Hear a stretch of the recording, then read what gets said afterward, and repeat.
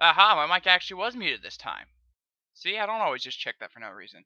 Anyway, this one's theory crafting for my warrior, and just because I'm sure I'm going to be asked this, the tier ranking for map that I would put my classes in would be Shadow okay, warriors are going first because I think Dragon's Roar is overpowered and actually needs to be toned down, which is what I was going to talk about.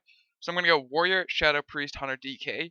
And I'm not saying DKs are bad. They're very strong still. I just think each of those classes has really dumb stuff. And I'm okay kind of with Shadow Priest being where they're at, although I think the unpredictability of their burst is enough. The damn rogue didn't open. Thought I was going to Zerker it because that's exactly when they get full energy back. Yeah, that's called. But it didn't happen, so whatever. He's just being annoying now. Anyway, going on to warriors. First off is Dragon's Roar is dumb. And I really do believe they can fix this. And screw these guys. That's the luck. I try to 1v1 later on as he S keys away from me and can still kill me even though he's got gear and he's terrible. Anyone S keying deserves to be called terrible because S keying's dumb and using that gigantic shield when no one is hitting you is also dumb. Anyway, warriors. The problem with Dragon's Roar is Skull Banner and Avatar, and it's the way like unused trinkets, cloak enchant, weapon proc, on proc trinket, everything sort of scales together with a 20% damage increase and then a 20% crit strike increase, and I believe warriors still have 250% critical damage. Maybe they took that away. I'm not sure. I haven't looked it up, and I'm probably not going to until a while from now. Um, anyway, Dragon's Roar is dumb because it hits for all of your health. We all know this. The reason it does it, I think I already said that. I don't know where I'm going with this. Is probably Avatar is the biggest priority. There's a bunch of ways Blizzard can fix that. First being, or the simplest being, put the cooldowns on GCD. So you end up wasting half of your recklessness or half of your avatar trying to get the GCDs for Skull Banner, Deadly Calm, all your trinkets, recklessness up, and whatever. There's better ways to fix it than that though, because that's just finicky. No one wants to have to deal with that shit. I know currently Ellie Shamans do, and it's dumb. You shouldn't have to deal with stuff like that. They shouldn't stack or scale the way they do. What they need to change is like, Avatar could do something like,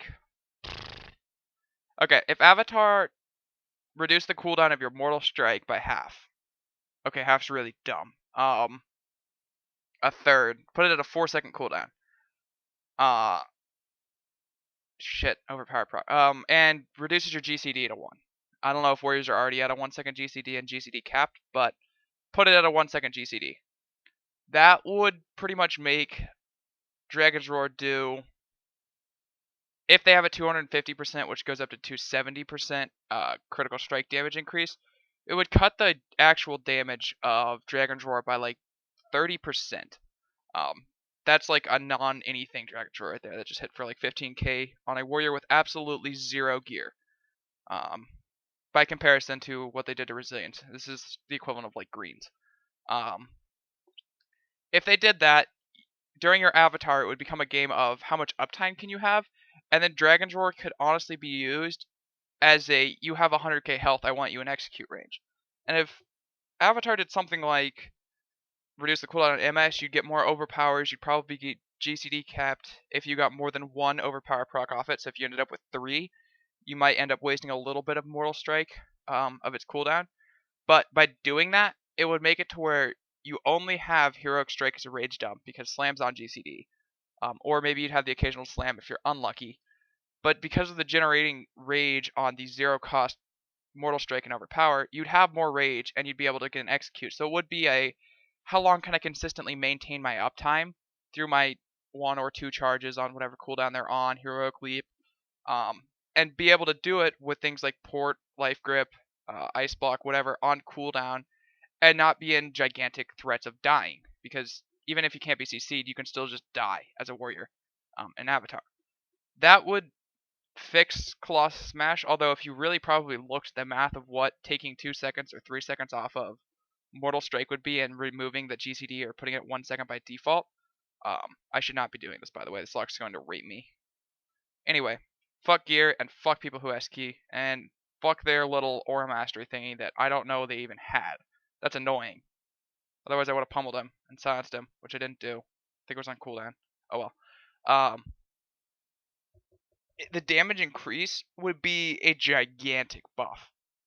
Not even looking at it, 20% damage is 20% damage. Increasing the frequency of their overall high damaging burst rotation every couple of seconds is like doubling rogue energy regen in their dance.